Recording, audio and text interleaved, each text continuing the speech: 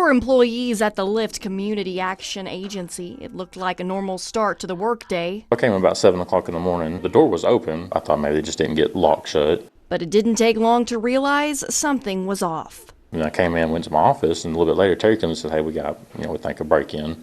Doors were open, files were scattered, and the deeper they looked, the stranger it got. The ceiling's all caved in. That's when we first started noticing the blood everywhere, blood all on the window sills, and pretty much everywhere you look, there's blood everywhere. Every window, every door. That's when curiosity turned into caution, and police were called. One of my coworkers was like, don't touch anything. It's been a crime scene. So the police came up to me. He said, yeah, it's been blood all over the wall. And I looked and I jumped back.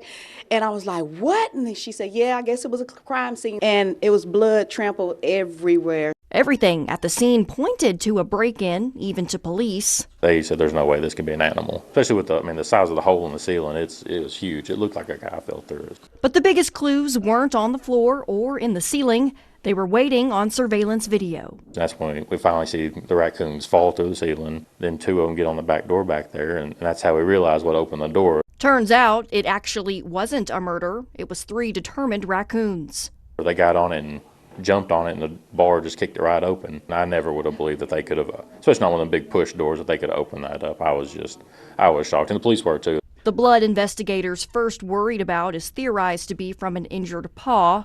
2 of the raccoons made a clean getaway. The third, still missing. Yeah, they said we filed a police report on him, but they ain't found him yet, so. And now Lyft employees are left with a story they never thought they'd tell. We've had buildings that have been broken into, but this is our first experience with 2 raccoons who's come in to have a good time and leave.